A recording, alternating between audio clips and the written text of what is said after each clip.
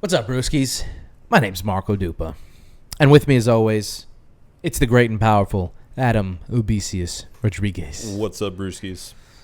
Tonight's brew is another from New Belgium, okay? Mm-hmm. And it's another one of their... I think they're like, we've hit on something with this Voodoo Ranger its own guy. brand. Yeah. It's its own brand now, yeah. It's literally... Like, they had Fat Tire, and then they ruined it. Yeah. But they were had like, to move on. Who cares? Because we have Voodoo Ranger, and we can do anything we want with this guy. Yeah. And they're right. Move on, they did. The Hop Raider IPA from New Belgium, part of their Voodoo Ranger line. And Obi's going to have a little bit more about that after the break. What's on tap for tonight? We got to talk a little bit about the Super Bowl. I know you guys are probably already tired of talking about it and hearing about it. Well, guess what? I don't care.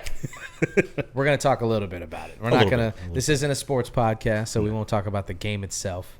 Although we could. No, we won't. Yeah. We're just going to talk about the Super Bowl itself and like everything that goes along with the fanfare of the Super Bowl. What else? We will also be talking about, I guess, a franchise that's gotten much fanfare in the past. Tomb Raider. Is coming out with a remaster of 1 through 3. And times have changed, my friends. Times have changed. So we're going to talk about how they're addressing some of the less sensitive aspects of the Tomb Raider franchise back in the day. Speaking of times of changing and people having less sensitive or being more sensitive nowadays, we're going to talk a little bit about a guy. You guys may have heard of him. We may have talked about him on the show in the past. A little guy named Ye. And what happens when this guy puts out an album and a little guy named Anthony Fantano decides that he's going to take a stand. Yeah. And what kind of backlash. What the internet has to say about that. Yes. All right, so let's get rocking and rolling. This is episode 416 of the One Beer In podcast. Oh, yeah.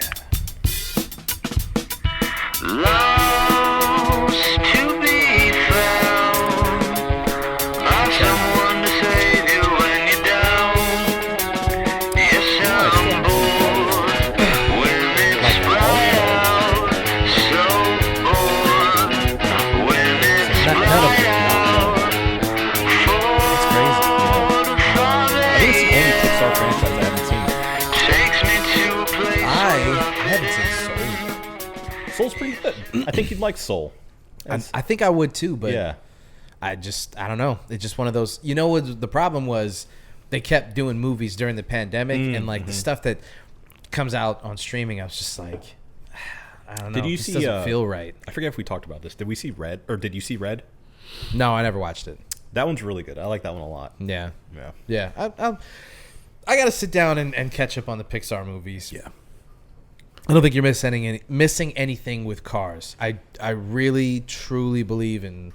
People might not like this opinion, but I'm going to say it. I think Cars is incredibly overrated.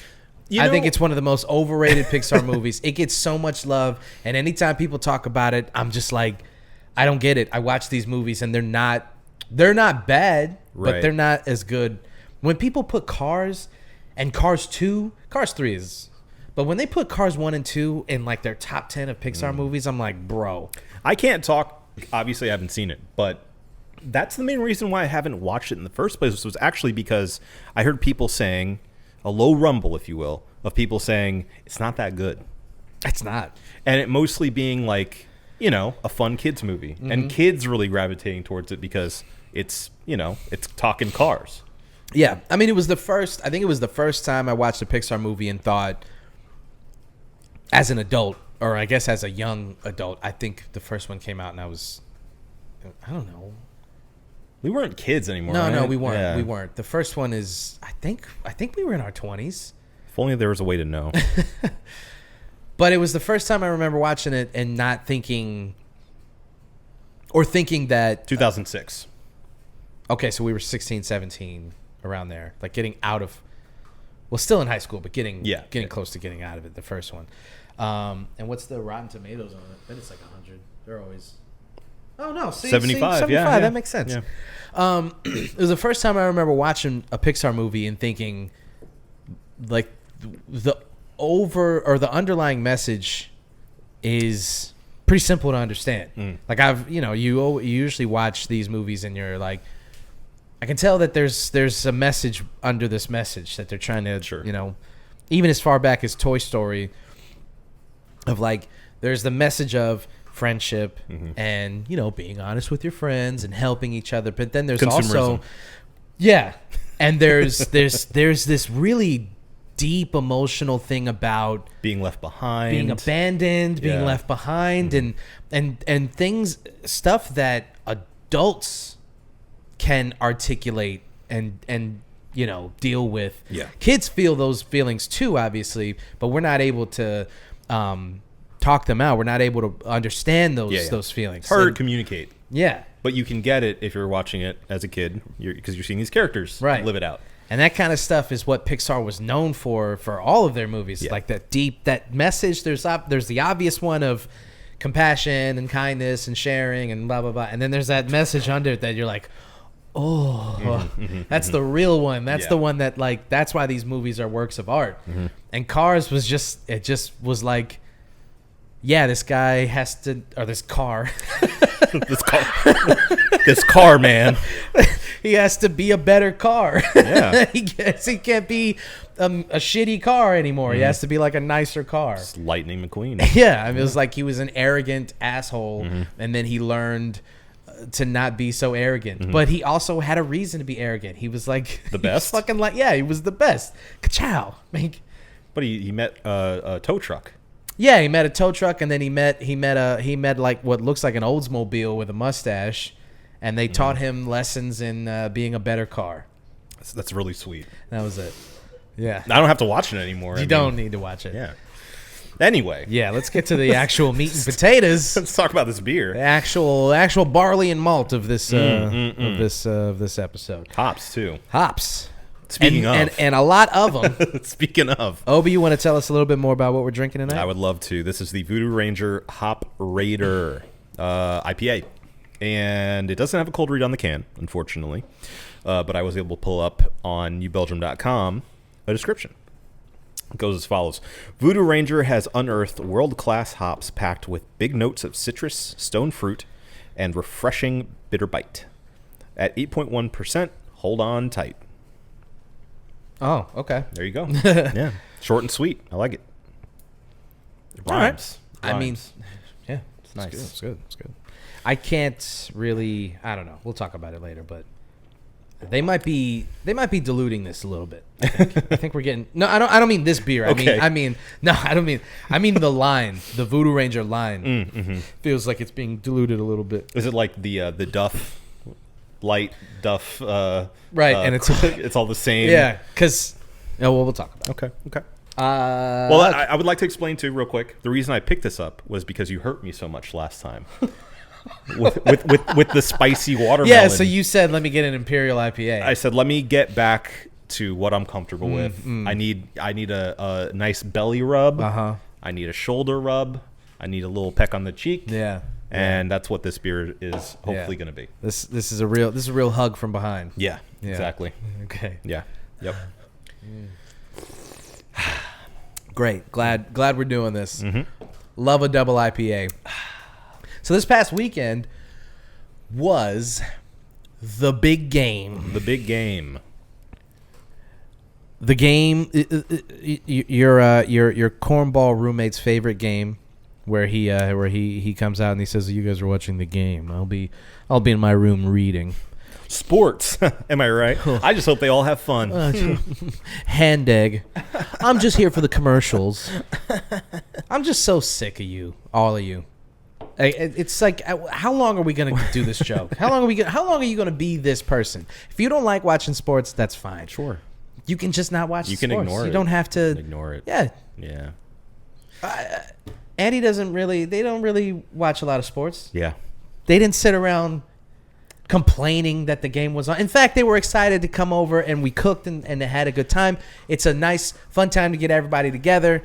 You don't always have to be the person in the corner being better than everybody else. No. Sometimes you can just sit down and enjoy the thing that everyone else is enjoying. And that's the big thing about the big game. The big game is that it's more than just the game itself. Obviously, it is a legitimate mini like holiday really in America. Yeah, you know, I was saying that I'm actually, and I mean this, I'm legitimately surprised it's not an American holiday. Like it basically a real is bank holiday. It basically is. Yeah. I mean, they do it on Sunday, so you don't have to get the day off, right? Yeah. I mean, it'd be Most nice to have people. Monday off, but whatever.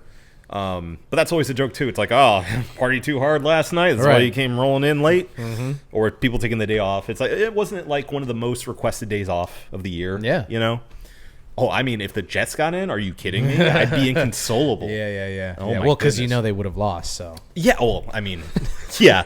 But being there is enough. yeah, Just being there is enough. just being. I'd be happy enough with that. Yeah.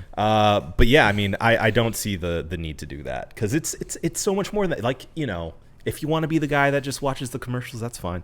If you want to be the person that is there just to have some drinks with your friends, that's there for you too. Mm-hmm. If you want to be the person that cooks up something that you wouldn't ordinarily do, you invite your friends over, it's there for you too. Mm-hmm. Or if you just don't want to engage with it at all, you can also do that. But well, the thing is though, man, we're friends with too many hipsters. That's the problem.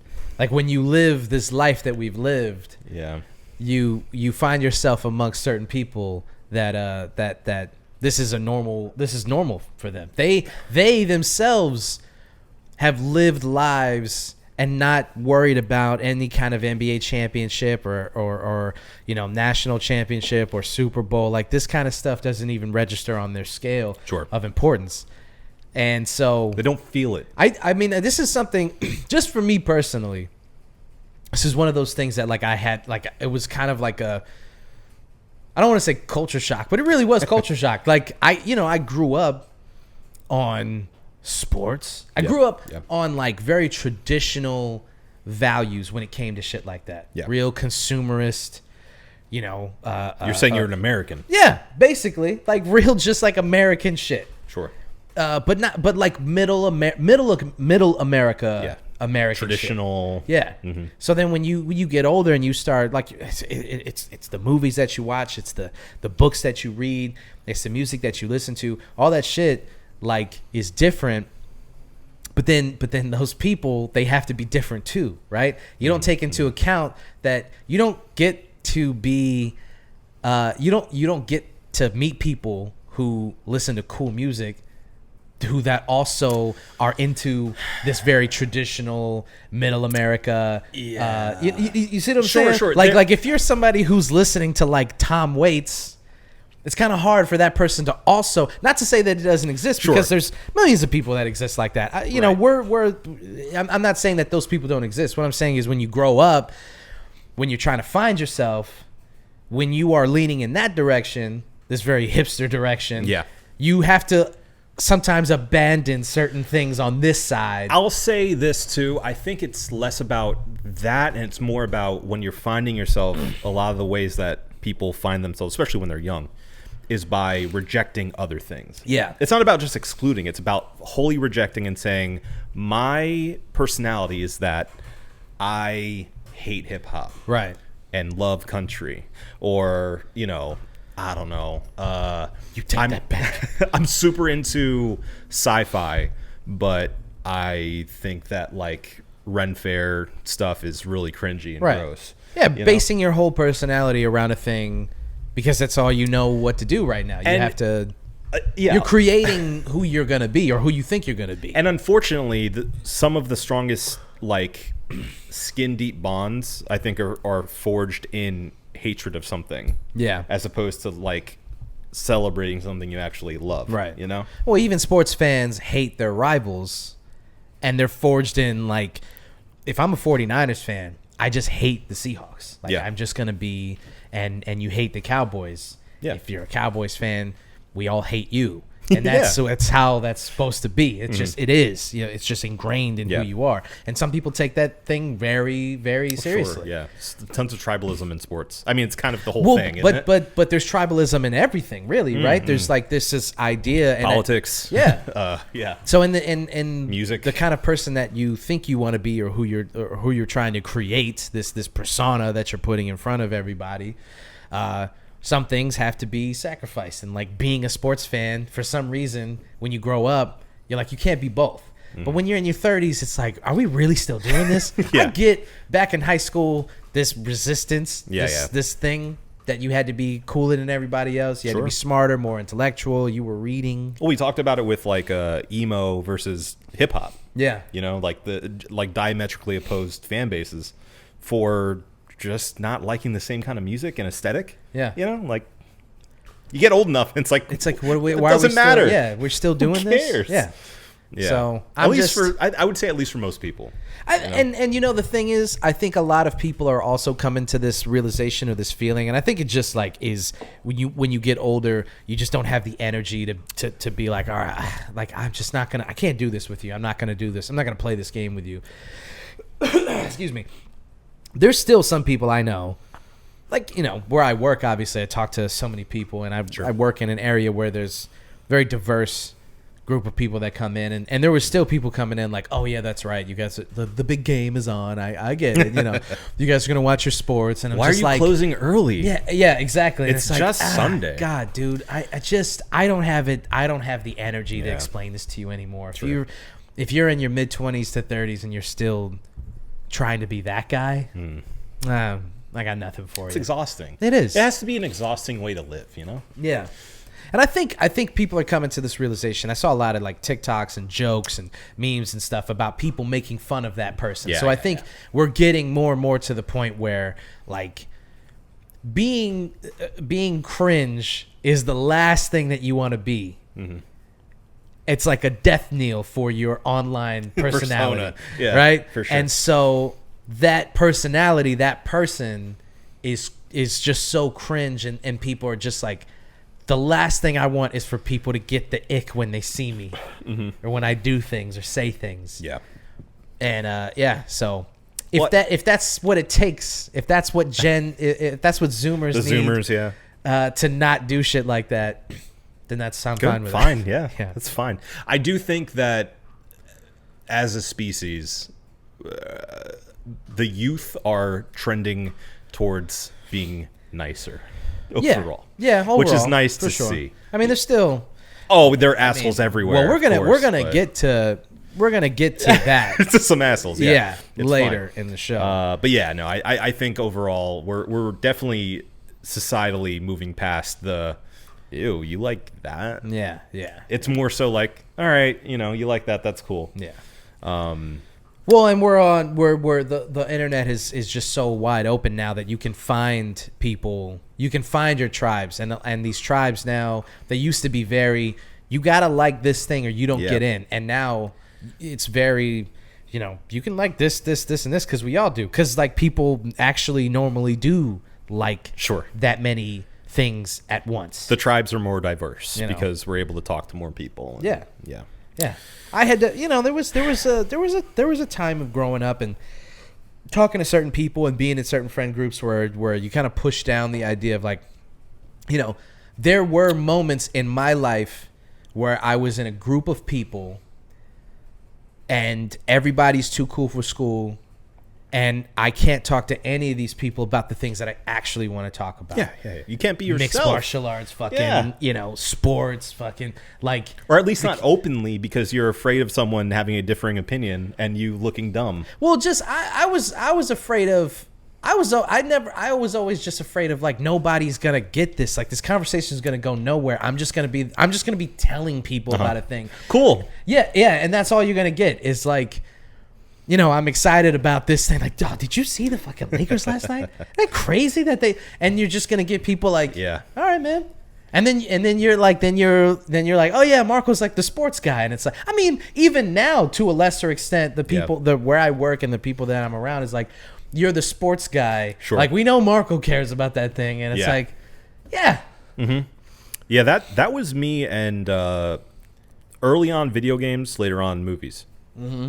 Because I had this geyser just waiting to go if anyone actually wanted to engage with me about it. Yeah. I was always afraid of letting it off when somebody wasn't ready. Because boy howdy, I could go. Can't turn it off once people. That's what the show's all about. Yeah, exactly. Yeah. That's the reason that this thing exists. Right. We can talk about the things that we want to talk about. This is how I can vent that out. But I get exactly what you're talking about. But anyway, Super Bowl. Listen, and the Super Bowl itself and the culture around the Super Bowl is not without its legitimate criticisms. So I if people have a beef with the actual game and the actual circumstances surrounding the game and the capitalism and the consumerism that goes along with it, I get that. All of that stuff is legitimate. But you can talk about that shit on Monday, bro. I don't want to hear that shit when I'm actually watching the game. You think I want on the biggest night for ads? Yeah, dude. I don't care how you feel about this stuff right now. All right, you know what? I'm not, and this is gonna sound like a real hipster approach to this too, but I don't even really watch the commercials anymore. Well, dude. Like today, like during the game this game, I was cooking. I was barbecuing a bunch of shit because we had to, we had an event, so I didn't have a ton of time to like prep a lot of stuff. Yeah. So I get home and I'm cooking, and while I'm cooking, I'm bouncing back in and I'm watching the game. So anytime. It was the opposite. I didn't come in to watch the commercials. Anytime the game went to commercial, I popped back out to check on the grill and the food and everything. Yeah. So, not for nothing, but I missed a shit ton of the commercials this year because I'm like, I don't really, because they're not as good anymore. So let's get into the meat and potatoes of this, okay? Sure. Why we're even talking about the Super Bowl in the first place? Yeah, I mean, I generally agree with you. I think the commercials have gotten progressively worse over time. And I think a lot of that has to do with these companies either using up their slot to just show like a QR code that you can scan and go somewhere else for more information. Right. Which is a way for them to kind of skirt around not having that much time. Buying a smaller time slot and being like, yeah, we have our 3-minute commercial actually on YouTube. Yeah. So just scan this thing, you'll find more information. We looked it up, and it's $7 million on average for a 30-second spot. Yeah, I mean it's legitimately the most expensive night for ads. Yeah. Period. So, I think that sucks, and also secondly, the overuse of, or I should say over-reliance of celebrity. Yeah. Like making it just a thing so a celebrity will show face, say a catchphrase, and it doesn't even need to make like narrative sense for the commercial. It's just like, it almost never does. Oh, you guys clearly just, spent money for this person to be on screen for a couple minutes. So you go, oh yeah, I know that guy. You know, like it's... How many commercials this year, and in the past couple of years too, has a celebrity cameo popped up where they were just doing a thing that they don't normally do? Like even like this year's with the Beyonce commercial where they got her. The whole thing was like, let's try to break the internet. Take a step back. I love Beyonce. Okay, so let me just preface this because I'm gonna criticize her now, but I love her. Take a step back from that ad. Yeah. What are they even really advertising? You could put any celebrity in that idea. How do you even pitch that unless you already know you've got Beyonce involved? Because it was a Verizon it was a Verizon commercial where they're trying to quote unquote break the internet with Tony Hale, right? Tony Hale was in it. When's the last time? When's the last time anything broke the internet? We haven't had this conversation about like this thing was so massive that it broke the shit goes viral all the time. That's how we find out about things. Is Jesus Christ. Virality. I thought you were trying to say Verizon. Verizon. That idea is dead. Because all of the information that we consume is just things going viral all the time. Any tweets that get over 100,000 likes, that's how information gets discerned. You get a conversation started by one person saying something that's really interesting, and then we all agree. And then that tweet gets put in articles where they're like, this is what people are saying about this thing. And it's like, no, this is what one person is saying. Right. But nobody has broken the... Even Beyonce herself in this commercial is talking about breaking the internet with all of these fake things. You know what would have really broken the internet? Is if she actually did any one thing in that commercial. So like part of it was her streaming, right? And then people found out that was an actual real Twitch account. Mm-hmm. What would have really broken the internet if she was on is if she was actually on Twitch, yeah, playing a game or even just talking to people. Sure. That would have been massive. That probably would have crashed the site. Yeah. But instead, it's all this fake shit, and we're talking about, what are we talking about? Well, not to mention it.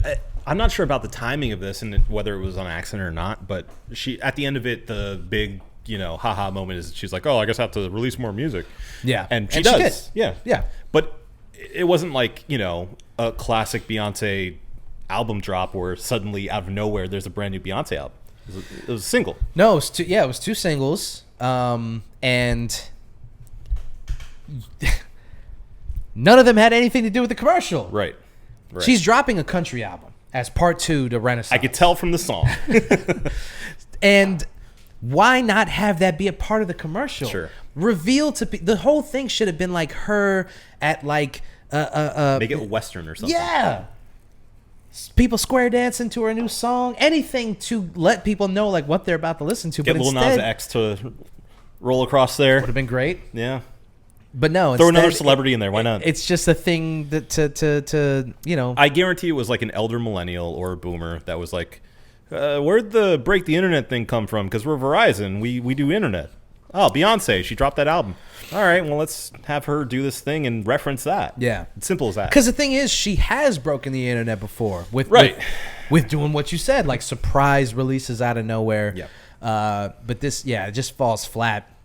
Because none of it really even registers anymore. Yeah. I will say, despite everything we just said, I did love the Dunkin' commercial. Yeah. I thought that one was actually funny. Yeah. Well written, well acted. I thought it was really good. But that one makes sense, though. Yeah. Sure. That's why it works, because it makes sense. It's narratively, it makes sense. You've got years of Ben Affleck building up goodwill with Dunkin'. Yeah. That it makes sense. Right. You don't just throw some random celebrity in there without having at least like that narrative through line of like, we've all already associated the New England area with Dunkin', and we associate Ben Affleck with Dunkin'. Yeah. So now it works. Right. You don't associate Beyonce with Verizon or Twitch or any other number of things, random shit that was in that commercial. Yeah.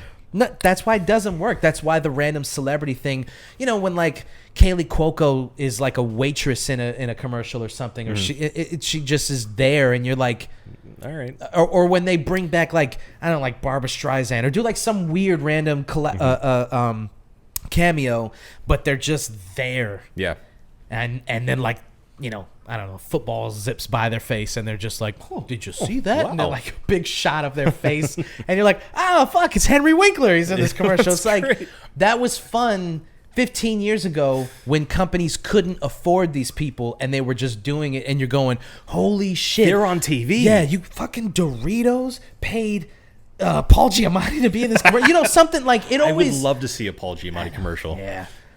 That is when it was like, but now it's every single year. Yeah, it's just a cameo off, and it dulls the blade of the surprise of this thing. It's no longer. It's just like, all right, who's gonna show up this year? And it's like watching an award show year in and year out. You're like, all right, well, I know Tom Hanks is gonna be there. I'm not surprised when the camera pans to him. Yeah. I mean. Again, other than like that Dunkin' commercial, I don't really remember many of them. They were very unmemorable. Yeah. However, we did have some trailers. We're not going to do a trailer trash, but we will talk about them. What'd you think about that Deadpool 3 trailer? The internet has really ruined everything. Okay. All right. So full stop. You loved it then, huh? Which actually is one of those examples of watch the full trailer online right now. Yeah. It was literally just an announcement that it's live. Yeah. What a wild... Also, but the thing is, it worked. It did. Because it was the highest watched trailer of all time. Yeah. So, But the Super Bowl was also the highest watched Super Bowl of all Sure. time. Yeah. So was it just the right year to pay, probably $30 million? Or For like a 10-second spot. yeah, did they just get lucky? Either way, Yeah. Deadpool. Thank you, Taylor. Deadpool and Wolverine. Yeah, Deadpool and Wolverine. I mean, we knew because Ryan Reynolds and Hugh Jackman made some cornball ass announcement that they were going to be making this movie years ago. Years ago, yeah. So we knew that this is where they were going to go with the movie or whatever. Yeah. But it still would have been cool to be surprised by things. Yeah. The internet has ruined surprises. Sure. That's There's been a lot problem. of leaked photos, a lot Yeah. of leaked information in general. Yeah, and it's even like, dude, I don't search leaks. I No, me don't neither. read scripts. I don't read Variety, so I don't keep up with like stuff that gets announced. The trades. I try to be surprised. I want to be surprised. So hard to with the internet. It really is. It's just like I just go on to. I wish the internet would break. I would love for us to just be able to like, you go to the theater and not know who's going to be in these movies and like not know, only know what you want to know going in, you know? Indie movies you can still do that with. I had no idea what Saltburn was about. Yeah. Until I watched it and I was like, what the fuck? Jesus Christ. This is refreshing, All I knew was murder on the dance floor. And then even those TikToks. I don't know if I said this on the show last week or when we talked about Saltburn, but those TikToks Got it wrong. They weren't even. Yeah, it didn't even make sense. When I finally Yeah. watched the movie, I was like, "You guys didn't even get it. Fucking rich people are so stupid, man. Yeah. They're just so stupid. Can't even do a joke right." There's one lesson you get out of this is rich people are dumb. Yeah. Get back to the trailer. Yeah, not being surprised aside. Yeah. It looks fucking cool. I'm not Yeah. one of these people that's like, I'm tired of the MCU and I'm tired of Deadpool and I'm tired of Ryan Reynolds and all this. I'm not. No. I want them to be good. I am tired of them being bad. Mm-hmm. I'm not tired of Marvel movies or of comic book movies. I love comic books. I love love comic book movies. I love. Yeah, I want them to be good. Yeah. You know what I mean? I'm not tired. I don't not rooting have, against them. Yeah, I don't have superhero fatigue. I don't have that. I want these movies to be good. I want to go and enjoy myself. Yeah. And I want these actors to be rewarded for fucking, spending 8 months starving themselves to look good for these Yeah. movies. I want these things to work. So I'm not against them. I'm not rooting against them. Yeah. So the trailer looks fun. I want this movie to be good. Yeah. I'm happy that Hugh Jackman is having fun. Yeah. He looks awesome.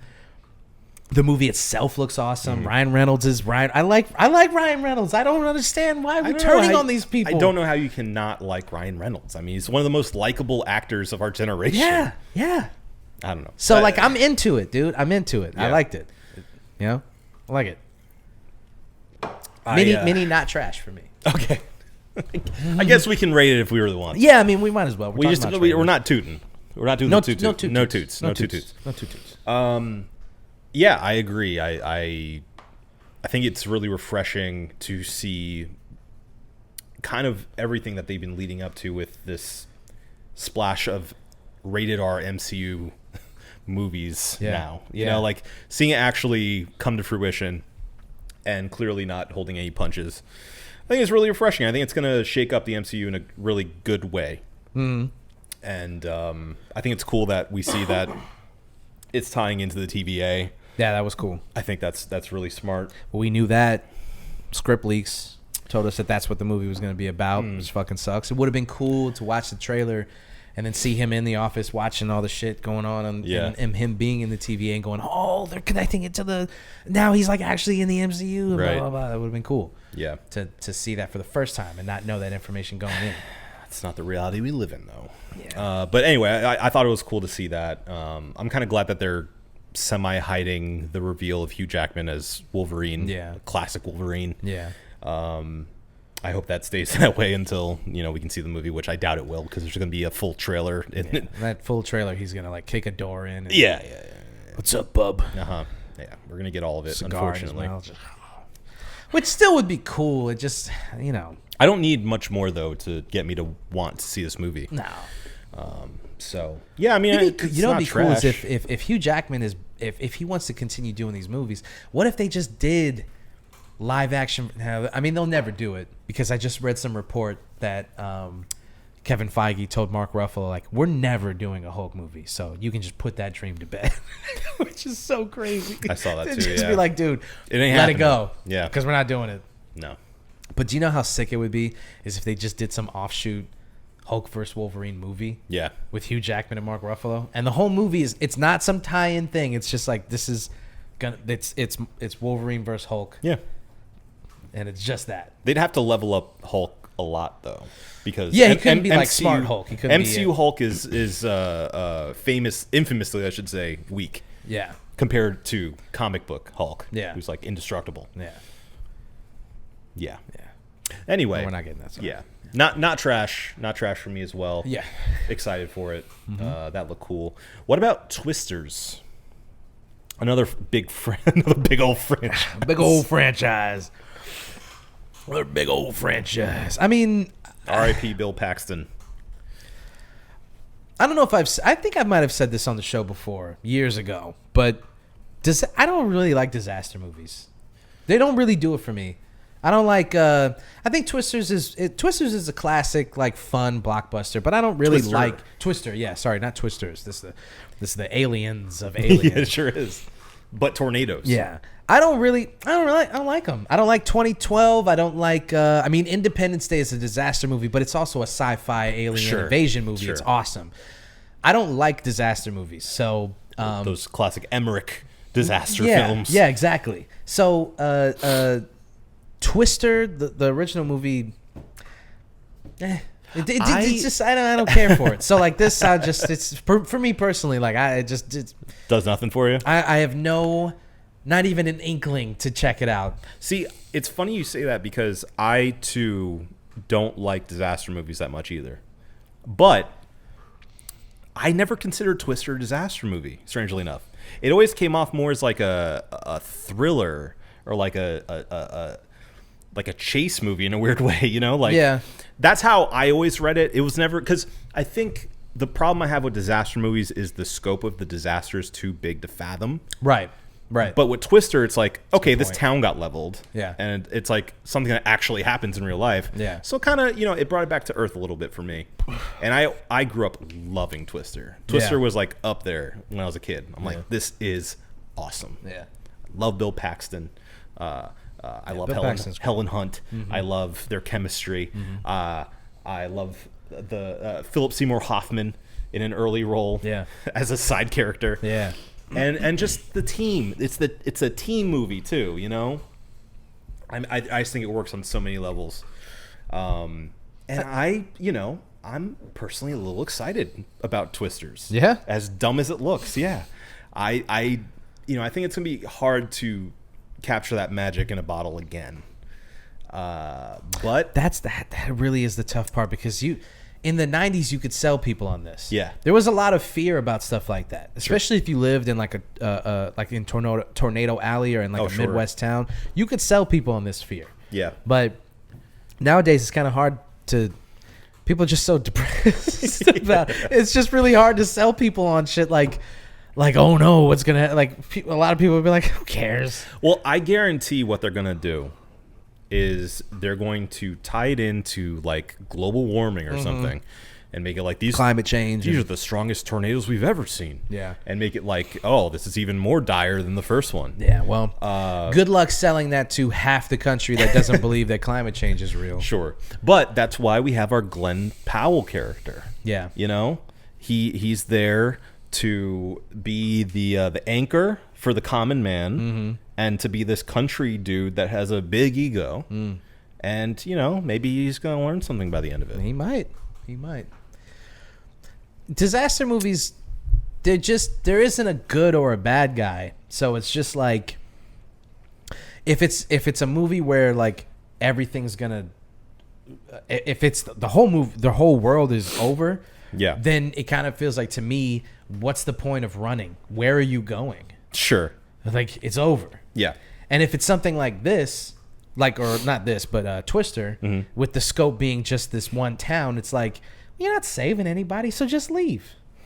Well, what they're doing is important research. It's important meteorological research. See, but it's not, though. It's not. It'll save lives. Will it, though? Yes. Will it? It will. It ain't saving nobody in that town. No, but, future generations. Helen Hunt's dad got sucked out of the storm shelter, okay? Yeah. And that traumatized her into being a storm chaser. Right, okay. So that no other little girl has to go through that, okay? And I would be like, you know what? You got that generational trauma you got to deal with. I don't. I'll see you later. I'm a temp. I got this job holding up this little doohickey. I don't even know what this thing does. and you know what?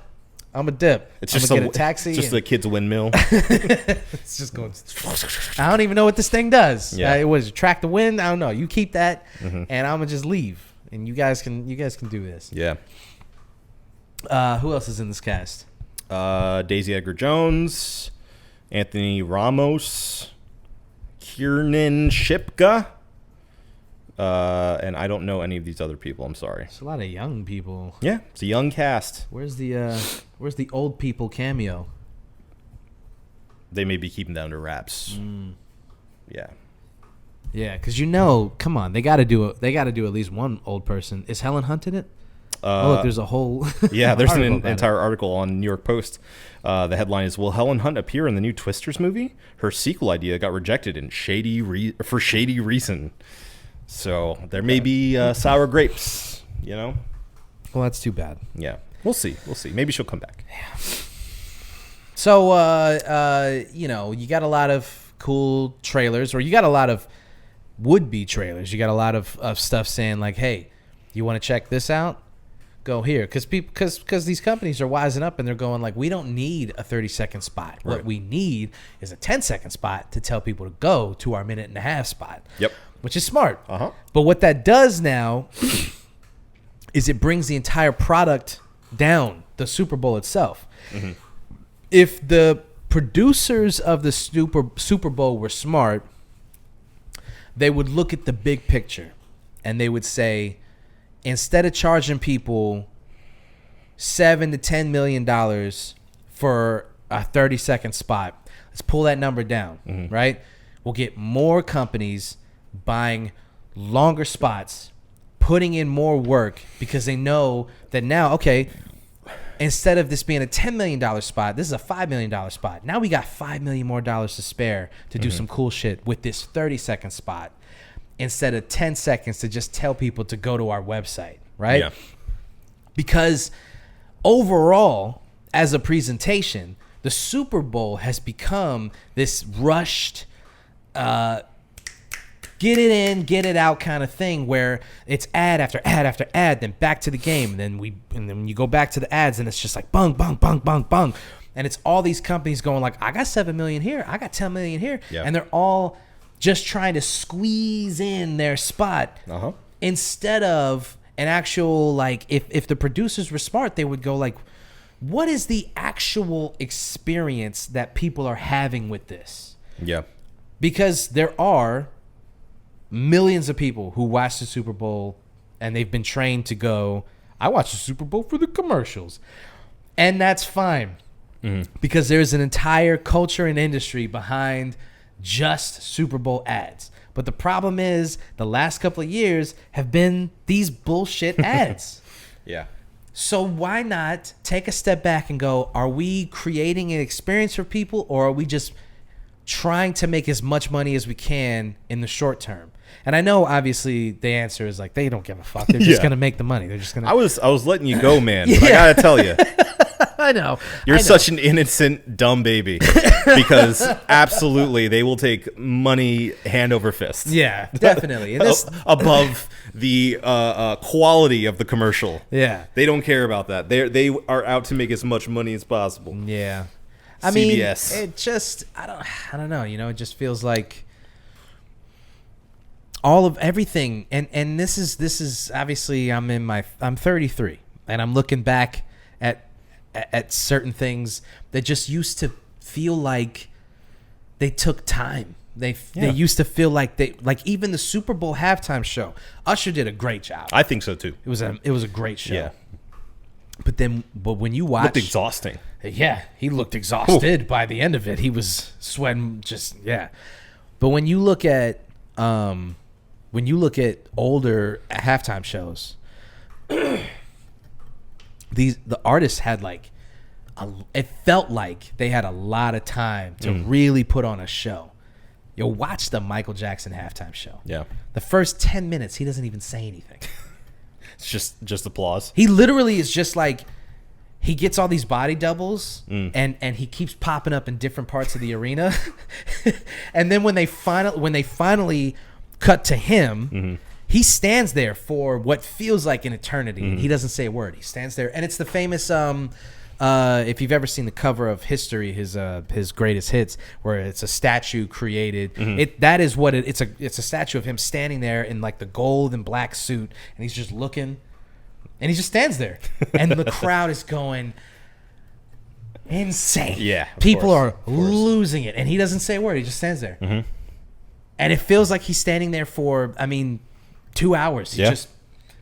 And then he finally gets the show going, and it's like, there's no way on God's green earth that the producers of the halftime show would let an artist just stand there.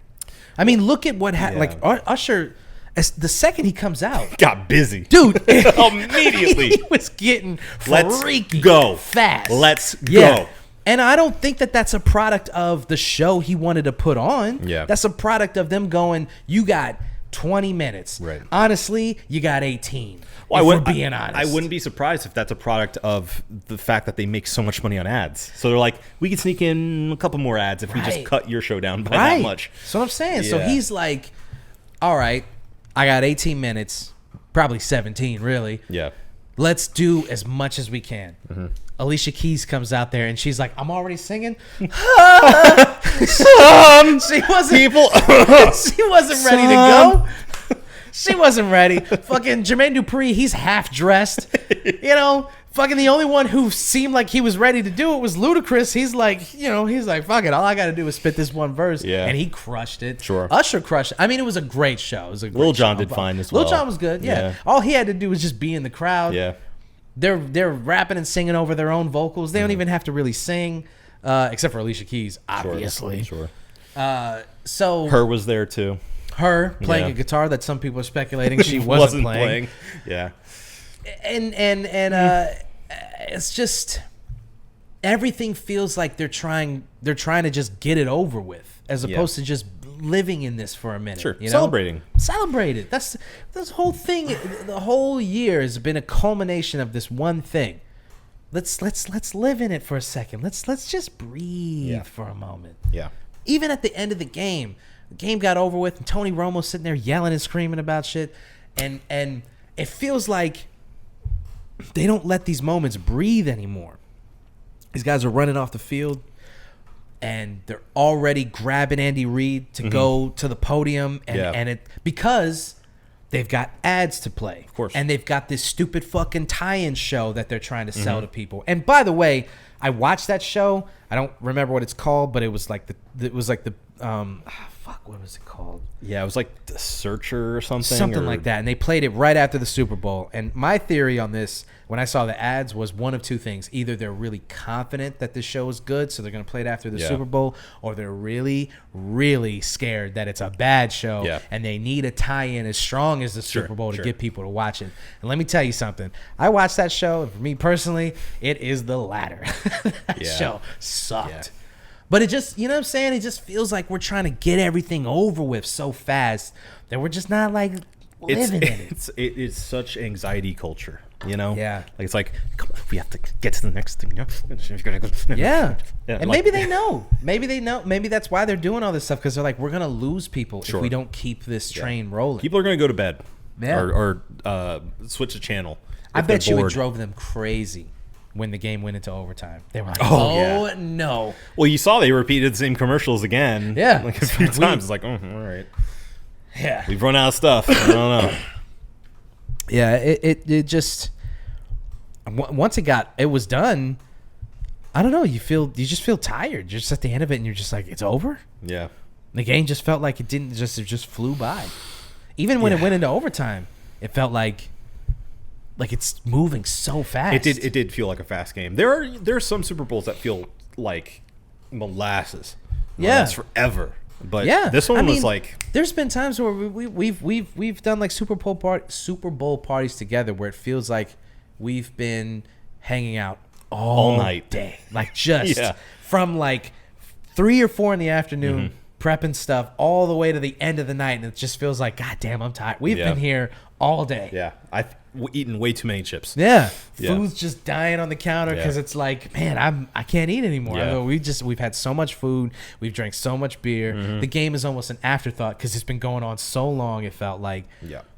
and it just doesn't. It just feels like everything, man. Everything feels like we're trying so hard to just get it over with. Yeah. Instead of living with it for a minute. So I don't agree. know. I agree. It's like a depressing like reflection of what we're doing and It's where life, we are. baby. I will say another plus for the Super Bowl was the Nickelodeon simulcast, Oh yeah, that was good. which I think I may watch next year. 'Cause Yeah. it seemed like it was a lot of fun. Yeah, we might have to flip back and forth next year. Yeah. Kind of see what they're doing. I'm not going to turn the game off, but got to hear Tony Romo and Jim Of Nance. course. But SpongeBob and Patrick are a close second. Sure. Yeah. Anything else on the Super Bowl? No, nothing. I don't have anything else. I Nothing. think I've already Nothing.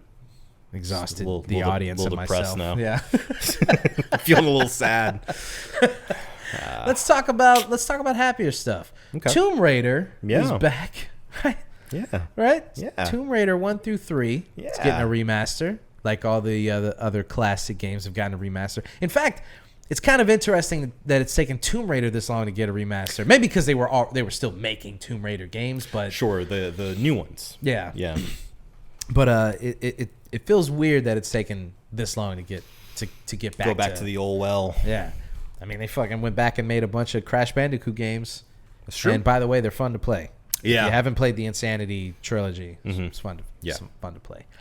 But the Tomb Raider remasters are already making waves on the video game media circuit, and it's because they felt like they needed to say something about their past transgressions. Yes. So The warning goes as follows. This will pop up before you play your game. The games in this collection contain offensive depictions of people and cultures rooted in racial and ethnic prejudice. These stereotypes are deeply harmful, inexcusable, and do not align with our values at Crystal Dynamics, the developer. Rather than removing this content, we have chosen to present it here in its original form, unaltered, in the hopes that we may acknowledge its harmful impact and learn from it. So, what are they talking about specifically? Because I'm going to need your help here. Okay. I played the Tomb Raider games when I was a kid, and I never really got through them. And so they were always so hard. They were so hard. Like jumping around and like using those tank controls was like, Dude, oh my God. I just couldn't do it. I'd go into like a cave and a fucking tiger would rip me apart, and I was just like, I can't do this. That tiger was the worst. The T-Rex was even harder. So okay. I don't really know where this is coming from. Yeah, so according to IGN.com, Yeah, writer Wesley Yin-Poole says, while Crystal Dynamics failed to specify which parts of the game sparked the content warning, it may be related to the depiction of South Pacific Islanders in Tomb Raider 3. These tribesmen, who are implied to be cannibals, wielded pointed axes and shoot poison darts from blowguns as they battle against Lara Croft, issuing animal-like death cries as they're defeated. So, I mean, it's probably just akin to like Temple of Doom, you know, where it's like stereotypes of tribal people. Eat monkey brains. right. So that, yeah, I mean, that's probably the long and short of it. And, you know, I think it covers their ass in case anyone gets offended by anything really in that collection. I mean, if people are gonna get offended by, I don't know. It's just. I guess you make this game for people who want to play Tomb Raider again, but you also make it in the hopes that new players will play it. Sure. And if they get to that part in the game and they're like, oh, I can't believe this. Number one, does this like stinger in the beginning of the game alleviate those feelings? I guess to that person, it says We're aware. they know that this. Yeah. But if you're a person, I don't know, man. I like that they didn't change the game. Yeah. So I just want to make that part clear. It's good that I like the idea of like we are presenting it as it was presented back then, so as to learn the lessons from the past, but also show you like where we were at that point. Yeah. That's what we've talked about on the show 100 times. Is like, don't alter things from the past. Just tell people like, look, we know this shit was fucked up. It was fucked up then. Yeah. And we're acknowledging that now, but you can't change the past. You can't just go back. I know we have technology that says we can just change whatever we want, but you shouldn't do that because you won't. How do you learn from the past if you just erase it? Right. Which is what they did with what was it? Not Song of the South.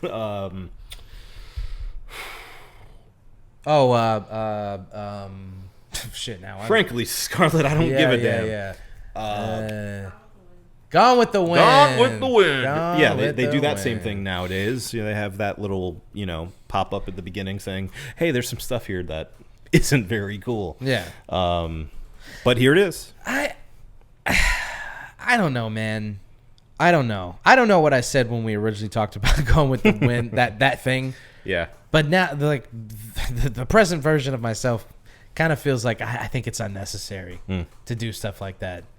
I mean, if you watch a movie from like 100 years ago and you're like, I can't believe this. Like, who are you even going to get mad at? Most of the people that made those movies are dead anyway. Sure, who are you going to get mad at? Right. Disney or like, I can't believe that you guys would even show this movie. It's so offensive. That is the argument. That is the argument you're trying to fight against, which is people getting up in arms and saying, how could you support that? How can you make money off of this? How could you stream this? This is the profiting thing. Okay, sure. This is hatred you're profiting off of. You know, like I mean, it would be like if you were like, we have footage of a Klan rally and you just put it on your streaming service and then like with no context, you're just like it's on there. You can watch it. Yeah, I think people would be like, not to compare Gone with the Wind with footage of a Klan rally, but the idea kind of extends itself to that, which is to say like it's a tacit, not agreement, but like you're not saying that it's bad and you're not supporting it, but you're also not disowning it. Well, so especially if you're not like history.com hosting it, right. If you're just, I don't know, alt-right 69 on YouTube and you post something like that. Okay. Maybe shit like that. Maybe it should all just be free. Maybe the Library of Congress should have all this shit and we should just be able to watch it online. Maybe the Library of Congress should be paying for servers to keep all this stuff so that we can just watch these things whenever we want. If something gets added to the Library of Congress, an album or a movie, you should just be able to access that. I don't know where I'm going with this. I mean, that's. I was going to say that's kind of just libraries, though. Yeah, but not really though, because yes and no. Like the Library of Congress is like things that are deemed historically important enough, right? Those things are going to be protected and saved. Libraries, they're dying. Sure. Yeah. There's online libraries though that you can use as well. So even if brick and mortar library goes away, which hopefully they never do, they will. But they will. They will. Hope is gone. Yeah. We'll at least be able to do those things online. Rent digitally, which is you can do that with books. You can do it with movies. You can do it whatever. Yeah. So. To get back to this, I don't know. I think it's probably smart to cover your own ass because you are making a thing and you are trying to profit off of that thing. But at the same time, like, and you're remastering something, so you have the opportunity to shift things around a little bit if you want to. Right. And we've already established that you shouldn't. Yeah. At least we believe. Yeah. That you shouldn't do that. I don't think so.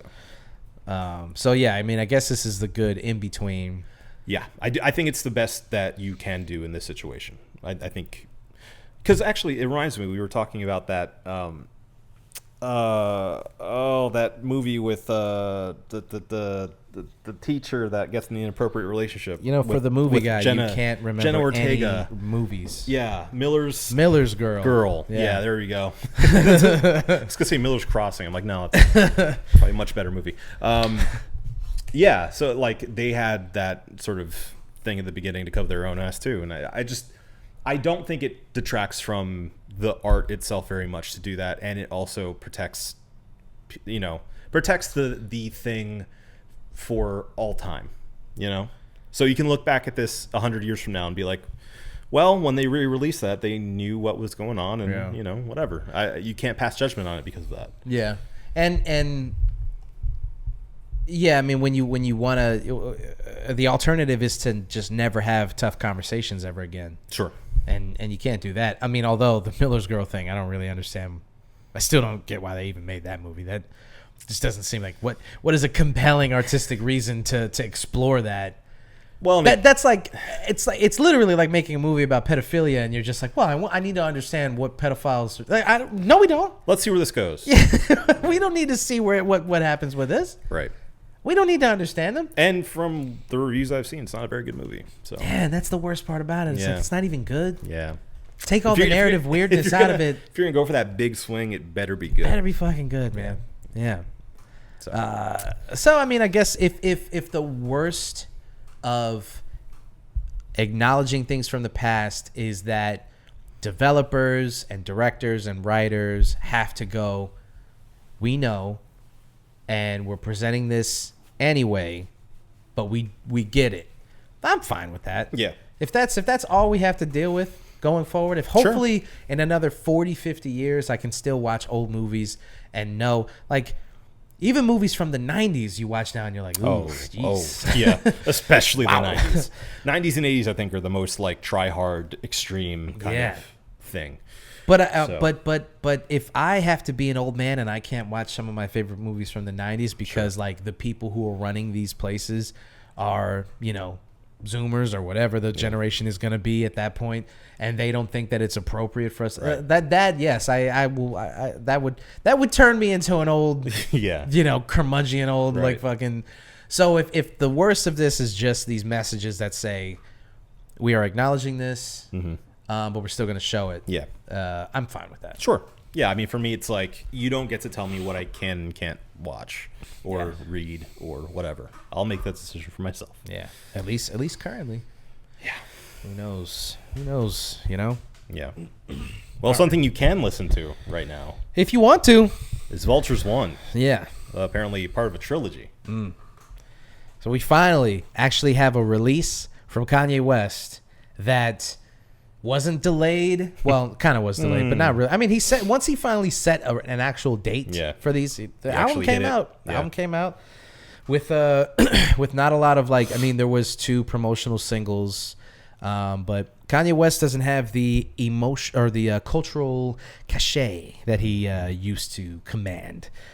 So when he puts something out now, it's kind of this thing that he really just has morbidly curious media personalities and his stan base, really. At this point, there's not a lot of just casual that new Kanye came out, like a general audience, general pop audience that he was a guy who could sell even with the industry at its worst, could do 300,000 first week, and he's now at a point where, I mean, this album will probably do, well enough for the circumstances, but it's super huge on streaming right now. Yeah.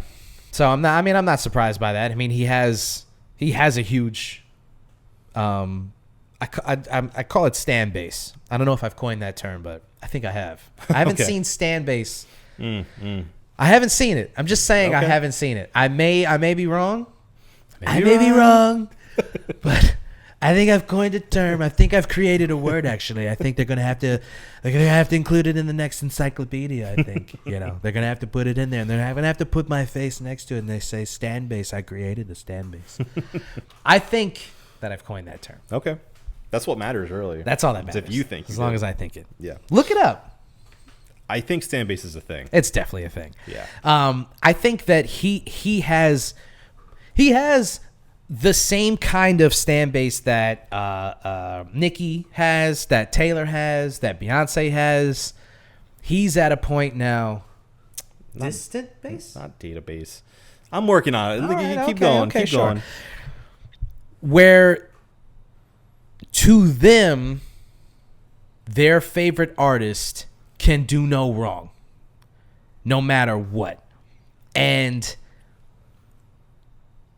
Taylor Swift may be annoying, and The Weeknd... Urban Dictionary as of 2020. 2020. Okay, sure, fine. Whatever. The Weeknd and Megan Thee Stallion and Nicki Minaj, they may do things that people don't like and are upsetting in ways that like are just like, oh, that sucks that you did that. Sure. Kanye West is a little bit different. Kanye West has, said, and mostly just said, I don't think he's really done anything, but he's mostly just said some pretty heinous things. Sure. Yeah. That you'd have to look past a lot of stuff to get to a point where you're like, I'm still going to listen to his music. Yeah. And not just listen to his music, but support him going forward. It's one thing to, as a media personality, listen to his music, or a journalist, or somebody who, or a critic, Yeah. to listen to his music and feel like it is still culturally relevant to know what a person as important as Kanye West is saying. It's another thing for you as a normal person to be in your car or to be telling other people that we need to listen to this new Kanye West. You know what I'm saying? Yeah. So we're at a weird place with fan bases or stan bases as I've created, the term I've created. Well, I think, yes, that's completely true. I think the most interesting conversation around this release is the conversation of, can you objectively review this album with all the garbage that's been around about Kanye and personal feelings, what he said, what he's been affiliated with in recent years, like, as a, because I've seen, I mean, the internet's been ablaze. But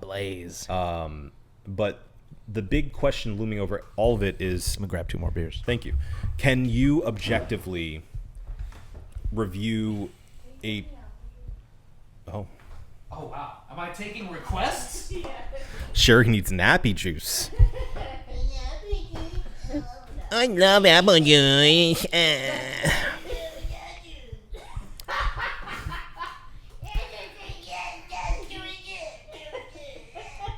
I guess I'll hold off on my take. One more hot Raider. Yeah. No. There was only 3 because I got the big boy pack. So just grab us something to sip on. It's fine. Well, I'm not gonna. Where's the apple juices? It's on the second shelf behind the Momo Fuku Cherry Crunch. Unbelievable. I'm so sorry. That's what we have to work with here. I think there's like 1 apple juice left, right? Yeah. Oh, thank God. Thank God there's 1 more apple juice left, folks. You heard it here first. Huh! Oh! Jesus Christ. I barely threw it. The corner hit between my face. You okay? Yeah. All right. Hop Avenger! Yeah, this one, speaking of, we're not going to review this beer, folks, but speaking of New Belgium Voodoo Ranger, this pack was full of things that I haven't had yet, except for the juicy one, the fruit force or whatever. Yeah. I've had that. We've had that one. The other 3 ones, never even heard of. Like, what are they doing? How do they keep making these beers? Yeah. I keep making these beers What's the deal? All right. with beer. You're welcome. Okay. As I was. As you were, sir. I think the more interesting conversation being had around Vultures 1 is the integrity of reviews based on people's personal beliefs, Kanye's, supposed prejudices from what he said. Yeah. And the fact that, Well, he can't be anti-Semitic. He fucks Jewish women. right, So- and he apparently, according to Vultures, Song on Vultures, he has some Jews on the payroll still. Yeah. So, So, you how know. can he be anti-Semitic? There's Jews all around him. Right, it's fine. It's just the way that he says Jews. I have black friends. The Jews. I'm not going to say it. What? Jews. Jews. Jews. Yeah, so I don't know. What do you think about that? As far as a former music reviewer, can you really like? We've had this conversation about Kanye time and time again about art versus artist. Can you separate the two? But I think it's especially interesting of a conversation when you talk about it as a professional reviewer. Can you do that? Are you able to do that? Is anyone able to do that? I think you are if you're not a coward. Okay. Yeah. I honestly believe that I think people are afraid that their reputation or the perception of them as a writer would be stained by being complimentary of somebody who is seen as a villain right now, and who may always be seen as a villain. Sure. Because he apologized for all the anti-Semitic things that he said, and well, I mean, he did. I mean, there was the post on Instagram that was in Hebrew. Yeah, but then right after he kept talking shit. Yeah, I guess there's true.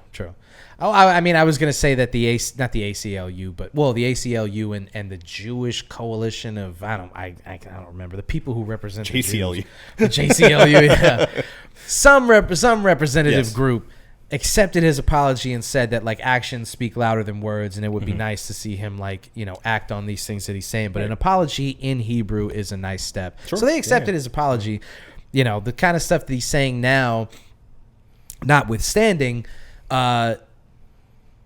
you would have to be. I think the major concern is if Hitler wrote a book of poetry that was actually deep and beautiful. Yeah. And you would have to read that and acknowledge the fact that like maybe the most evil person in the history talented poet was also talented. It's like when people do this thing where they talk about Hitler and they say, well, he was a really good public speaker, and that's part of the reason he was able to drum up so. Sure, yeah. I think that's factually correct. It is factually correct, but when people do it, you start to get people kind of shifting in their seats, going like, how complimentary are we going to be of this person? So you're saying you like Hitler? Exactly. Yeah. So like, there was, I can't remember what it was. It was like we're getting demonetized for that quote alone. Yeah, exactly. I want to let you know that. But there was this guy who was reading Mein Kampf, and he was reading it because he thought it was interesting to read. It is interesting to read. Sure, yeah. But if you are too complimentary of stuff like that, it starts to eke into this thing of like, so to get to Kanye is not Hitler, but he has said some really heinous things about Jewish people and loving Hitler and so if I think that you would have to put aside what people would say about you as a writer and as a voice of the culture. Yep. And then I do think that you could be objective, because if Vultures, I mean, by all accounts, Vultures is by people who aren't, sucking at the teat. Sure. They're saying it's average to bad. I haven't listened to it yet, so I can't speak on the music itself. Yeah. I probably won't listen to it, honestly, because Kanye just taking all the crazy stuff that he said aside, he hasn't put out good music since probably The Life of Pablo, and Kids See Ghosts, probably like the best thing that he's done since. But I do think that if you aren't afraid of what people are going to say about you as an artist yourself, associating yourself even via criticism, you could do that. But I do think that the media is too afraid to just be objective about something. Like, can you imagine if Pitchfork and all these media outlets, can you imagine if the album is like really good and it just got critical acclaim across the board? It would be seen as them endorsing him. Sure. Yeah. So like it can't. They can't do it. I'm like that is completely true, and I agree 100%. My question is more on a personal level. If you're a critic who let's say you get your job is you get a paper on your desk saying you must review Vultures 1, but let's say you're Jewish, or you have a Jewish wife or something, whatever association you need personally, or you're just not anti-Semitic. I don't know. Yeah, can that old you bag. can you get that assignment and do it justice personally? Because what I'm trying to get at is, for me, the way I think about it is like, criticism is never completely objective. It's always subjective. Right. That's what criticism is. Right. It's somebody's opinion. Right. So if I have a soured opinion about Kanye West before I review his album, chances are I can be like, look, I can be as objective as I possibly can be to listen to it for the music itself. Now, let me tell you, he doesn't do himself many favors, because I've seen some of the lyrics and he folds in some of that, wordplay into it. Mm-hmm. Some of that subject matter, I should say. But let's say he doesn't. Like, how can I take that on the work itself on face value without it being at least a little sullied by the personality that he is? Mm-hmm. Yeah. I see exactly what you're saying, and with artists and with culturally us being connected to artists more than we ever have been in the history of music, it's even harder to parasocially. Parasocial. Yeah, exactly. So, yeah, I mean, speaking of Kanye, there was the album Ye that came out when he was putting out all those other 7 or 8 track albums, right? Yeah. And he had said and done a bunch of crazy shit leading up to that album. And then everyone was like, is he going to acknowledge this stuff? Is he going to talk about it? And then he spent basically 6 songs. Set one song, he kind of acknowledged some of it, but most of it, this is when the bipolar stuff came out, and he was talking about Adidas, and he was all this stuff that he was going off on. All the good old days. Yeah, when he was just talking about shoes. And he doesn't take an opportunity to talk about all this stuff. Now, if we didn't know any of this stuff about him personally, and he just put out this album, then I think honestly, Ye would have been a more powerful statement musically, because he does talk about his mental illness and his struggles with his wife and with his family and how he balances those. I do think that would have been more culturally relevant or significant had we not all had our own opinions on, is he going to talk about this thing when this album comes out. Yeah. So to get back to your question, I mean, I do think it's pretty hard and almost impossible to judge these things on merit, because he's so, and people and celebrities are so willing to voice their opinions on things nowadays, that like, all right, now I know how you feel about things. It's hard for me to now pretend like this is a character you're playing. Mm-hmm. Back in the day, artists were mysterious, and it's like they could 20 years after their career, they could be like, that was just a guy that I was playing. I don't believe any of those things. Bro. Yeah. Well, yes. I mean, The Undertaker's a prime example. Yeah. For years. He was just this. You didn't know anything about him. I thought he was a zombie. He had been buried alive and he came back. How did he do it? For years, you didn't know anything about him. You didn't know his opinions on things. You didn't know if he cared about it. All you knew. What's his politics? Was that? Let's talk about his politics. Yeah. Not great, if we're being honest. But he seems like a nice guy, I guess. He's fine. So it is stuff like artists have kayfabe is dead when it comes to music and celebrity in general. So I mean, I don't know.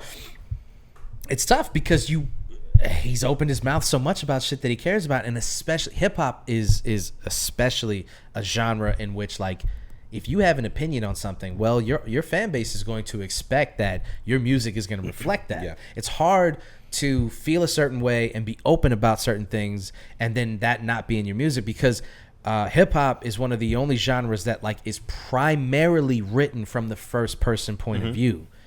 Most other genres are like, this is a guy who's going through a thing, and this is I met this lady who runs a corner store, and this story affected me emotionally, and I wrote this song from the perspective of her dog. Like, you can do all these other genres do these things, but hip hop, not to say that traditionally, right? I'm not saying that hip hop is only this. I'm just saying that like primarily it's written from the first person. Yeah. So if we're hearing your story, and this is this is the shit that this is what I've been through, man. This is just my life. This is how I see life.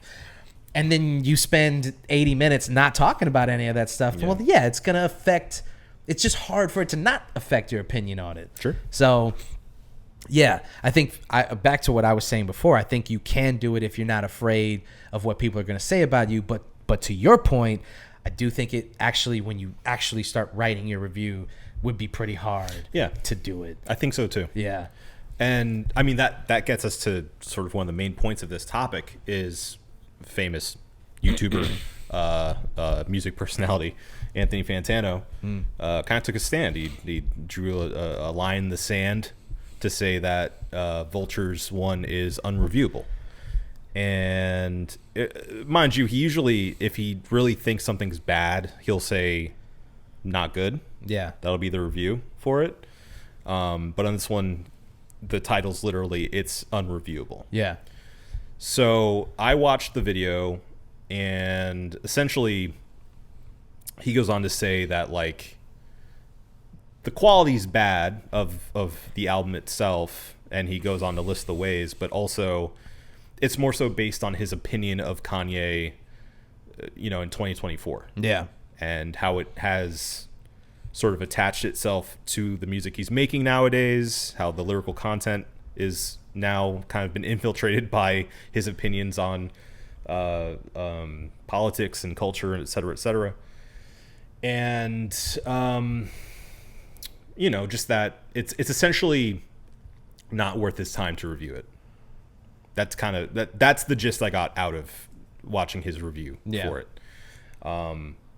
So that kind of got me thinking about it, is like, because a lot of people online are dogging on him for saying, like, there are a lot of stands, obviously, saying, oh, you went in with a preconceived notion of what you were going to think about this album already because you hate Kanye, and that's why you're not reviewing it well, because, like, this album's actually awesome. Yeah. Drinking the Kool-Aid. Right. A lot of people are, I don't know, just attacking him for his opinion, like you said, would happen. Yeah. If you're afraid to kind of speak out on a fervent, like, critical mass fan base. I think he has the most passionate fan base. He has a lot of people who are, I mean, a lot of artists have, like, big fan bases and emotional fan bases. And I think his is the most passionate in that, like, you can't say one disparaging thing about him. Yeah. At this point, we used to be able to just talk about music, we used to be able to just say, like, yo, that shit was trash. We used to be a real country. We used to be a real country. You can't do it anymore. Well, it's funny because so much of this was started because of his comments on Trump and his love for Trump. I feel like he's kind of mirroring that same thing. Yeah. Where it's like he sacrificed a large swath of his fan base, of the general fan base, of just, casual hip hop fans, pop fans, et cetera, for an absolutely, like, bloodthirsty, foaming at the mouth, smaller but more passionate fan base. Yeah. And that's what he has right now. Yeah. And that's what you're seeing, like, all these drones coming out of the woodwork online and attacking anyone who says that it's not a good album, or, they are not going to listen to it because they don't like the personality that Kanye is nowadays.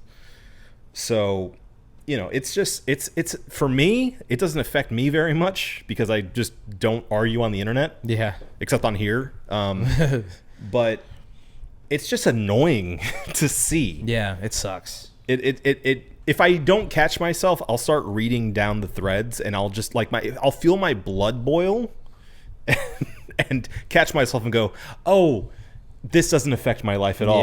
Yeah. Okay, let me back away from Yeah. the keyboard. No, yeah. His, when they start going off on, like, especially, I mean, I saw the stuff that people have been saying about Anthony Fantano, like, fucking some really big streamer, XQC. He's been in the news lately for people criticizing him for, like, dude, you're making millions of dollars and all you do is really just comment on other people doing stuff, and sometimes you don't even comment on the shit, you just let it ride, and then you make millions of dollars. He's one of the most successful streamers in the world. He watched Anthony Fantano's video, and then basically his opinion was, if you are going to be critical of Kanye now, then you've got to be consistent about your criticisms when it comes to hip hop across the board. And he was like, you know, I don't see you ever speaking up when rappers talk about killing people, and I don't see you talking. Yeah, Is exactly. he a boomer? Like, where's this coming from? Dude, and because it's he's just seeing the reaction online, and he's jumping in to be a part of, to get a little kiss of that. Yeah, exactly. Because I don't see interaction. XQC talking about hip hop in general. I don't see him. He's not a cultural voice in hip hop. Nobody listens to what. Yeah, exactly. No. So, but with this Kanye West thing, all of a sudden he's got an opinion on rappers, and all of a sudden he's got an opinion on Anthony Fantano not speaking up when gangster rappers talk about gangster shit. Doesn't even make any sense. But then when you look at the thread on the tweet, it's all these people going, oh, he's spitting. Oh, he's right. I don't really agree with XQC all the time, but he's right here. And it's like, it feels like, dude, sometimes when you get into a certain corner of the internet, especially Twitter, it feels like you're going insane. Yeah. You look around and you're like, am I the crazy one? It's like, I can't. It's like the Twilight Zone. Yeah. And it's like hundreds of comments where you're like, there's no way all of you people are real. There's no way real people exist that feel this way. And then you realize they're mostly 12. Exactly. I just have to keep telling myself that they're like 12-year-old Asians, basically. It's mostly, it's most of these accounts, if they have Messi as their avatar, it's mostly white and Asian kids. I don't care. Docs, for what are they gonna do? You'll see. There's nothing that they Notice can do. I didn't say anything. dear Asian or white person. It's him. I love Messi. Anytime there is like an emotional outbreak from these fan bases, most of these hip hop pages is 18-year-old Malaysian kids. That's who runs Rap TV and Hip Hop Voice and Grind Hard TV, and when you see accounts that are like, you know, black people fights and shit like that, and you're like, this is horrible. Why would you have a whole account curated for Hood this? rat shit. Yeah, it's not black people curating these accounts. No. It's white and Asian kids who know, I'm sorry. They know that they're gonna get traffic to their site by posting this shit. I feel like Asian kids caught a stray in this one. I don't think so. Maybe. All right, sorry. White and Indian kids. It's also Indians. It's a bunch of Indian kids. It really is. That's not a joke. Indians are Asian, so you know. Southeast Asians. Whites and Southeast Asians are mostly running these accounts. I'm not even saying anything disparaging. I'm saying that they're the ones running these accounts. And that's factually true. They're entrepreneurs. Anytime that these kids, you scroll back far enough on any one of these accounts, and you will see them like talking about soccer, and then, you know, you scroll even further after they realize what the grift is. That's what the account becomes. But you keep going and going and going. You get back, and then it's like, my birthday is on. Blah, blah, blah. Yeah. And then there's selfies of them in like some bumfuck town. And you're like, oh, they got internet. And the first thing that they did was get toxic. Because it makes money. Because they're kids and they know. And you want to keep going with this, because I do. The reason that they're doing this is fucking Elon Musk. It's his fucking fault, because he created an environment. It's an engagement farm. It's profitable to post heinous shit about people. These are the ones that always get me. Is when it's like literally a video of someone dying. Yeah. And it's like, thoughts? Yeah, exactly. It's like, what are you talking about? What are my thoughts on this? Yeah. Or an old lady getting punched in the face or something. It's like, do you think you went too far? Right. Yeah, exactly. And what? Who do you think is posting that shit? You think it's the old lady posting about how... No, it's white and Asian kids. It's not always whites and Asians, okay? But a lot of times it is, and I will stand on that. Okay. I will stand on it, because I've seen it with my own eyes, these accounts getting revealed to be whites and Asians.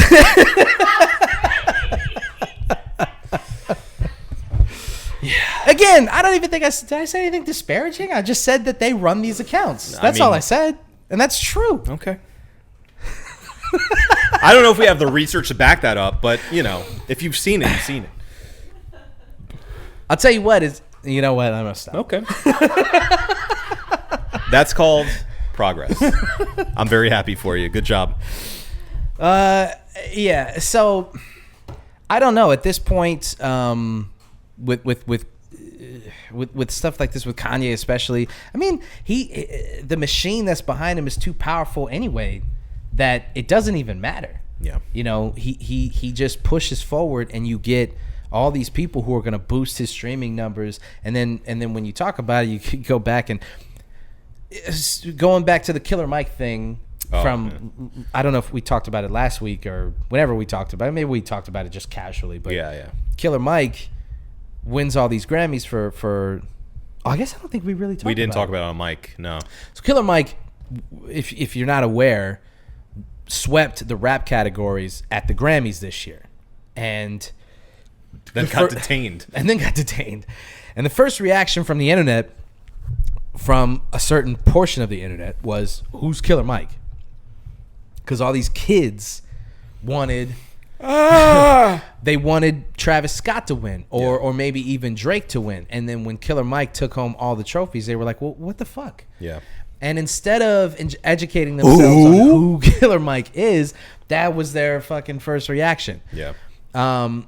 Name 5 Killer Mike songs. Yeah. So you're not gonna get. I mean, at this point, it doesn't even matter. He's just going to push forward and say whatever he wants, and the numbers are going to be boosted.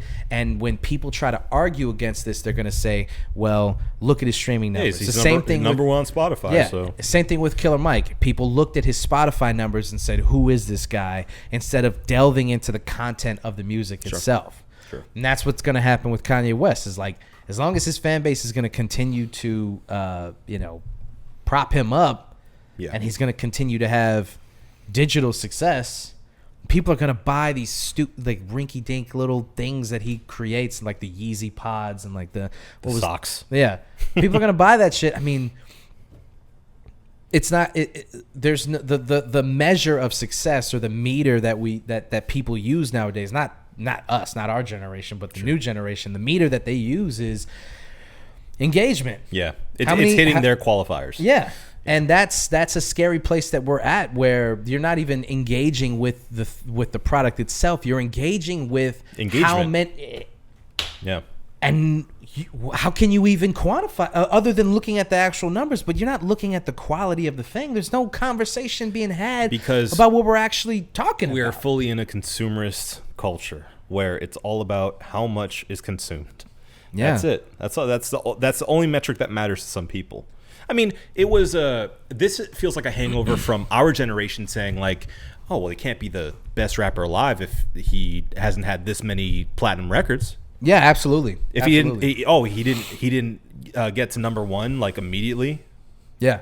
On the sales charts. Yeah, when we used to look at first week sales and go like, what was his first week? Oh yeah. Man, he only did 200,000. Right. That's terrible. Right. Trash. Yeah.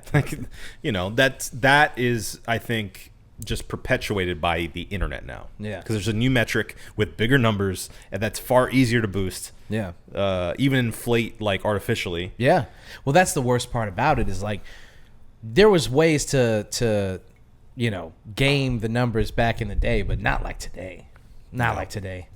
Far easier. Far easier. So much, and not even easier, but also on a wider scale. Yeah. You couldn't fake 2 million records. No.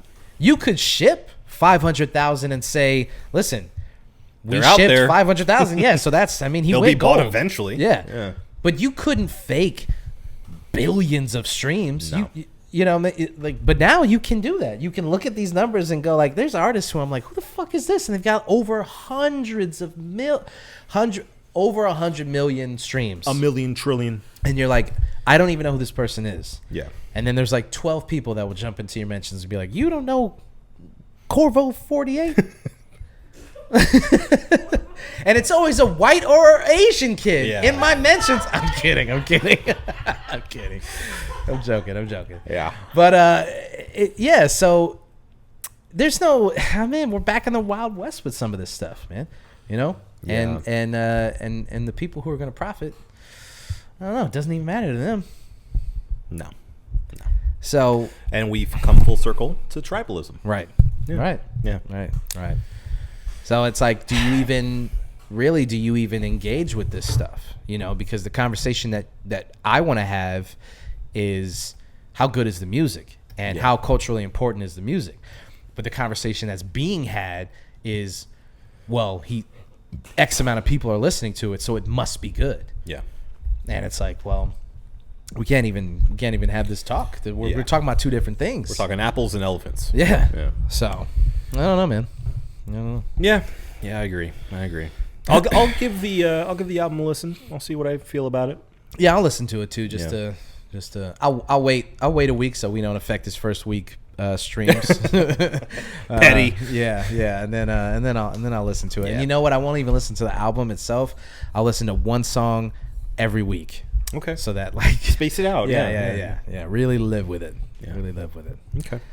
All right. I don't know much, but I do know that we've come to the point of the show where we have to upswing this thing a little bit. You know what I'm saying? And we got to talk about some stuff that we like. We can talk for 2 hours about the negatives of the world, but at the end of the day, this cheers, baby. This cheers is some stuff that we like, stuff that we're into. So, Obi, tell the people what your cheers of the week is. My cheers of the week goes to Jon Stewart. Oh. Yeah, I mean, he's just fresh back on the Daily Show. He's, I think, only doing 1 day a week. Yeah, I had to read into this because I was very confused because everybody Yeah. kept saying Jon Stewart's back, and I was Right. like, "There's no way he's just no. that they did a months-long search for a new host, and then they Bring just back the brought old guy. yeah. Yeah. He's only doing Mondays, He's and doing he's only Mondays. doing it during the election year. Yeah. So I saw this tweet that was like, how much does it say to you about who they've had at the helm and who, like, these guests that they've had testing the waters for a new host for the show, that the first time you get Jon Stewart back, it's the best show they've had in years. Yeah, Like, he just has the thing. yeah, I don't know what the thing is, but it's been missing. And I, like, it is surely partially nostalgia talking, but it's just so nice to see him back. And I think his episode, like, is really good and really funny and really cutting on both sides of the aisle. And I think, like, he is the panacea that we need in this time, in this election year. That he has credentials, he has the talent to do it, and he's funny. yeah. So I'm just so excited. I wish we had him the entire week, Yeah. but you know, I know he's above that now. Yeah, you can't. Yeah. But I'm just so happy that he's back at least for 1 day a week, and I'm going to be tuning in every Monday for sure because the clips, beautiful. Love it. I think what sets him apart, man, is it's his intelligence. The fact that he's like funnier than most political commentators. Yeah. But I think the X factor is like the passion that he brings to each one of these subjects. Like the way that Jon Stewart talks about some of this stuff is like life or death for him. Yeah, You know? yeah. So when he like those moments where the camera pulls in and he like really talks about a subject, nobody in American satirical political commentary can hold a moment like Jon Stewart did when he was talking about things that he cared about. Nobody can do what he's done. Yeah. Nobody's got the chops. Nobody's got the gravitas to like really bring home a point that you go, Jesus Christ, this guy is really he really cares about this. Well, and not to mention like his personal work on veterans' rights and getting them the money they need, 9/11 survivors, like all of that stuff. yeah, when like, you see him testify for the 9/11 Oh, it's one of the best survivors. speeches I've ever seen. Right, and that's when you go, all right, this is more than a job for him. Yeah, he cares. He actually cares. I like Trevor Noah. I liked him I like him as a stand-up comedian. I thought he was a decent host, but like you watch him and he was too cool for the show. We had a show about Trevor Noah. We did. We did. That's right. Yeah. Yeah. Yeah, Trevor Noah. Trevor Noah. It was one of our South Africans back. One of our biggest hits. So, yes, please. Yeah, South Africans. he just didn't. I don't think when push came to shove that he had the same fire that Jon Stewart has, and honestly, none of the correspondents really have it. No. So, and I think that's why it's taken them so long to try to find somebody, and I think that's the reason that fucking John Oliver went over to HBO and his show was so good is because he did have it. Yeah. And for some reason, the Daily Show was like, nah. Yeah.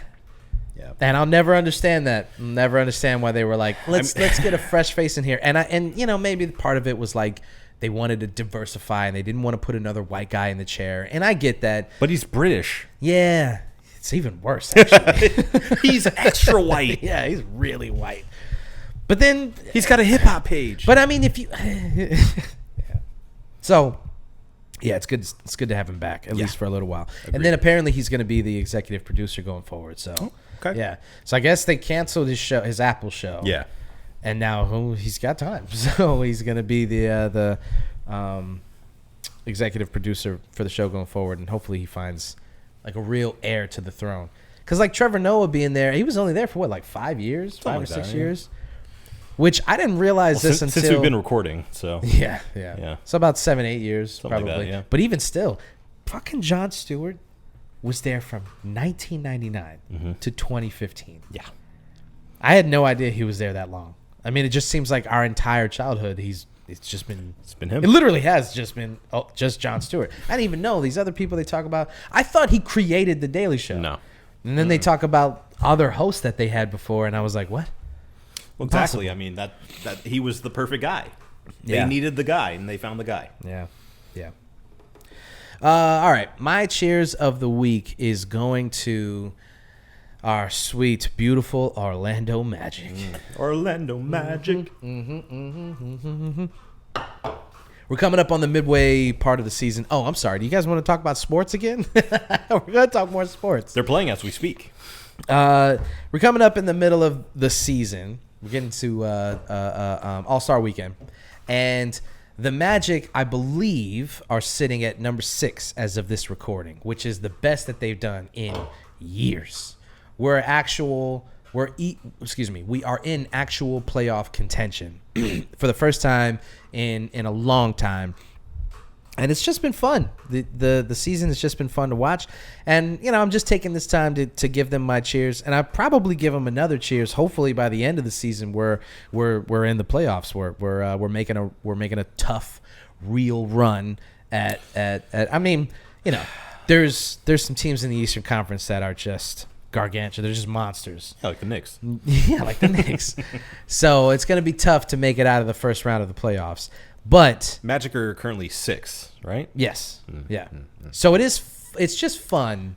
This season has just been really fun. And also I bring the Magic up this cheers because they're retiring Shaquille O'Neal's number 32. So this is the first number that the Magic have ever retired. Yeah.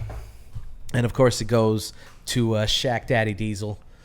And that's awesome because I love Shaquille O'Neal. He's one of my favorite players of all time. I got him in my top 5. Yeah. So I love Shaq. It's great to see that he's getting the honor that he deserves as one of the GOATs. Agreed. So yeah, that's it for the Magic, baby. All right. Okay, before we get out of here, you know what we got to do, guys. We got to review these brewskis. So let's talk about the Hop Raider from New Belgium. Obi, what'd you think? A little too hoppy. Yeah. I mean, yeah, I'm a hoppy boy. I love some hops, but this one was a little too harsh on the tongue for me. But that being said, I think, especially for like a big brand like New Belgium, you can do far worse at your local supermarket aisle for an IPA, especially. Yeah. So, you know, that being said, I thought it was, you know, pretty drinkable. I think just a little too hoppy on the tongue at the end. A little too bitter for me. I would have preferred a little bit more of that stone fruit flavor to come in, a little bit of sweetness. Okay. Yeah, I think that's the only thing I would say to improve this thing. But overall, I did enjoy it. I'm gonna give it 4.5. That was pretty good. Okay. I'm not. I don't feel as highly as you do. Okay. Excuse me. Well, yeah. Explain what you were gonna say at the beginning. Well, what I was kind of They're getting. spreading themselves too thin. Maybe? Yeah, because they got a whole variety pack of different IPAs. Who else can do that? Who else has one line that is a bunch of different IPAs, and really the differences are, maybe you'll throw a different fruit in there, or maybe a different hop, or the IPA. But essentially, if you don't know that much about beer or IPAs, the differences between these beers are going to kind of be lost on you. Yeah. Right? And at this point, the situation's out of control. That's some Usher reference for you. Pretty good. It's just getting harder and harder to discern between these beers. That's fair. Yeah. And I drink this, and the only thing that really catches my eye is the fact that it's 8%, 8.1 technically. Well, and it's not listed as like a double IPA either. It's just an IPA. Hop Raider IPA, and that technically is like false advertising, because an IPA at 8% is 100% an Imperial or double IPA. Right. No doubt about it. IPA should not be 8%. No. So that's really the only thing that's eye-catching to me, is that it's a double, and I know I'm gonna be feeling it. I'm already kind of feeling it a little bit. So 3.5. Okay. Because it's not bad. Yeah. But it's not rising above anything that even New Belgium themselves have done. Sure. In this Voodoo Ranger line. Well, they're making it harder for themselves to outdo themselves in a way, because they've done so well. Especially, again, I have to give props where props are deserved. And I think that for a big box brand like New Belgium, you can do far, far worse. Yes, absolutely. Go into your local It's a good grocery point. store, Yeah. Yeah. You can do definitely worse, especially for IPAs. Right. Yeah. To that point, do I recommend it? I recommend, yes. I recommend you get the Voodoo Ranger line from New Belgium if you're looking for something in this direction that you don't know too much about, but you're going to get some quality stuff, especially in like a party pack of IPAs. Oh, yeah. And maybe, just maybe, you learn a little something, right? You sit down and you drink some of these party packs, and maybe you can discern between the hops and the fruit notes that they put into them, and maybe you surprise yourself. Do a sample. Do a little sample platter. Get a couple friends over. Put them all in cups. Pour them around. Taste them side by side. Yeah, smell them, taste them. Yeah, and Do try to these? find out. Yeah, a little.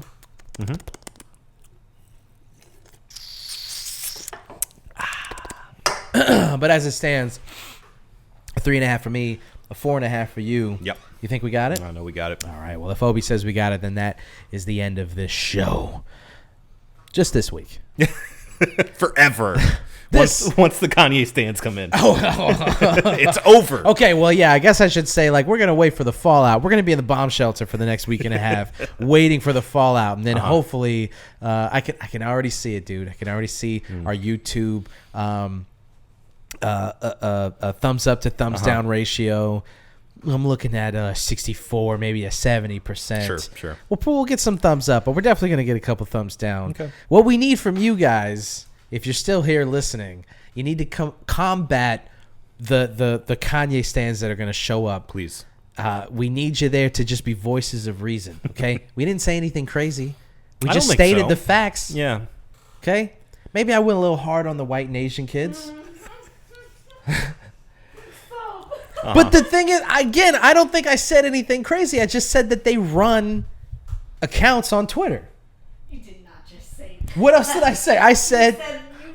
I heard him. That's all he said. I said white and Asian kids are usually behind accounts like I think it's enough. I think it's enough. This has been the One Beer In podcast from myself, Marco Dupa, for Adam Obesius Rodriguez. Yeah, buddy. Thank you guys for listening.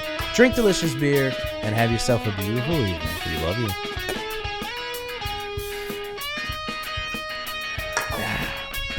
Whites and Asians. White.